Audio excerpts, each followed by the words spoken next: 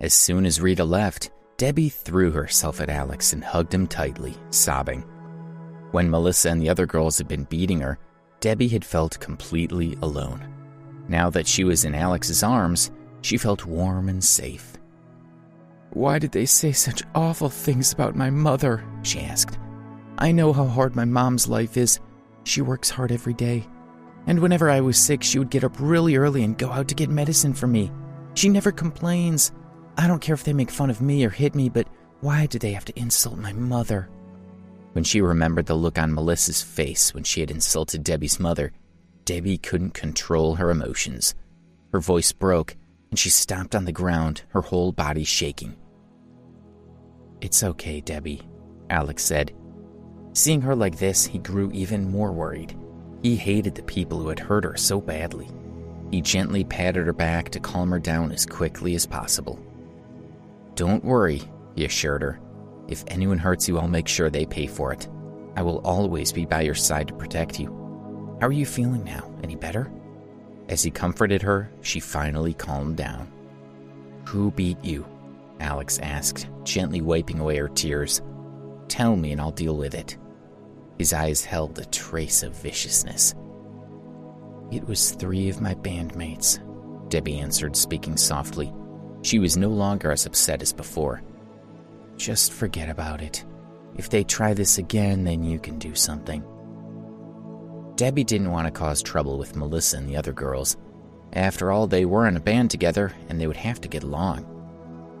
"But Debbie," Alex wanted to give those girls a good beating. "No, listen to me," she said gently, looking at him. "I'll talk to them, and if they attack me again, then I'll let you beat them up for me." He frowned. Although he didn't want to let this go, he had to listen to her.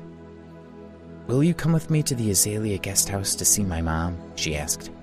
More than anything, she just wanted to see her mother. Even just sitting quietly beside her would make Debbie feel better. "Okay." Alex was deeply moved. He lightly touched her face and smiled. "Before you go and see your mom, maybe you should wash your face." Debbie took a quick shower, and then they left to visit her mother. Alex held her hand as they walked. It was 9 p.m. and the streets were brightly lit, with many people walking on both sides of the road, enjoying the cool air as they strolled under the trees. As Alex and Debbie walked down the steps of the building, Alex's cell phone rang. It was Sam Woodsworth. Alex frowned slightly, thinking that he must have been invited to a party again. "Mr. Ambrose," Sam's panicked voice came through the phone. "There seems to be a serious problem with Mrs. Stonehill. She's been taken to the New York City General Hospital. Do you want to come and see her?" On hearing this, Alex was stunned. "Something happened to Carla?" he asked. "What's going on?" He put the phone on speaker so that Debbie could hear properly. "What happened to my mother?" Debbie asked anxiously. "I sent someone to accompany Mrs. Stonehill on a tour of New York City," Sam told them. "Everything was fine until an hour ago when they were out eating. Mrs. Stonehill fainted after complaining about being in pain, and she was taken to the hospital emergency room. She's now in intensive care." By the time Sam had finished speaking, Debbie's legs were about to collapse under her. "Okay, tell the doctor to look after Carla," Alex said. "If anything happens to her, they won't work in that hospital again." He ended the call. "Alex, take me to the hospital," Debbie said, panicking as she clutched his arm. "Please, hurry, I need to go to the hospital." She was very anxious and scared and couldn't think about anything else. She just needed to go to the hospital to see her mother. Her entire body trembled. "Don't be afraid," Alex whispered into her ear. "Trust me, your mom will be fine." He kept his arm around her and they walked to the side of the road. It wasn't easy to get a taxi.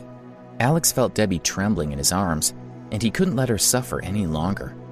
Leaving her for a moment, he walked into the middle of the road and forced a black to stop.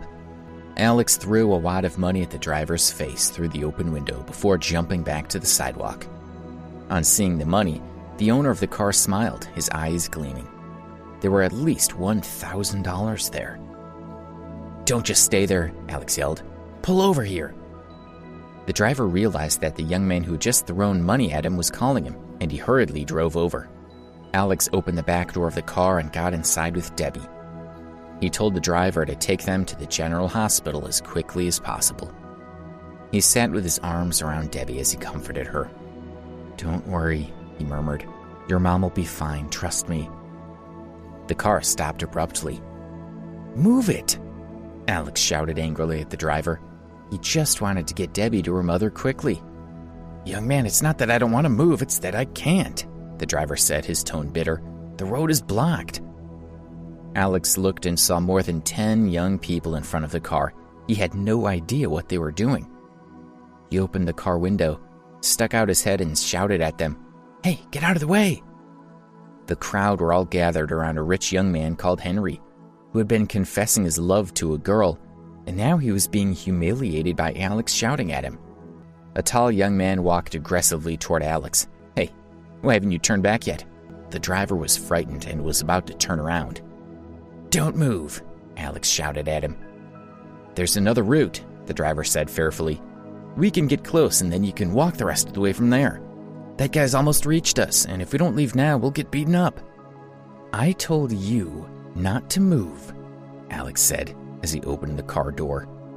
The tall young man approached and raised his fist, ready to strike. The young man had been defeated because he had underestimated Alex's strength. The driver had planned to abandon Alex and run away, but then Alex had beaten the young man within seconds. The driver was completely dumbfounded. Henry told the others to teach Alex a lesson while he stayed behind to talk to the girl. The driver panicked, believing that he was about to be beaten up. His first thought was to escape. Just as he was about to turn the car around, Alex angrily walked to the driver's side. "Get out!" "Hey, what are you doing?" the driver asked, shocked. Alex pulled him from the car and got into the driver's seat. "Get in," he yelled, slamming the door closed. Through the rearview mirror, Alex glanced at Debbie, who looked sad. Then he looked at the young men rushing toward him. "Fine then," he thought. "Since you're so determined to block my way, don't blame me for being rude." Alex stepped on the accelerator and the car shot forward. When the young men saw the car speeding toward them, they were shocked. The tires screeched loudly as the car charged toward them like a ferocious beast made of steel. Only then did the men realize that Alex wasn't joking, and they quickly ran away. Henry was still pestering the girl he wanted when Alex's car came toward him. The girl standing beside Henry was completely stunned. When she saw the car, she covered her ears, closed her eyes, and screamed. Only when she heard the car roar away did the girl dare to open her eyes. Watching its taillights disappear, she thought about what had happened. When Alex had walked over earlier, she had seen his face and hadn't been able to look away. She mumbled in confusion, "That man was so handsome." Please subscribe to the Pocket FM YouTube channel and press the bell icon for instant notification. Check out our channel for more such exciting shows.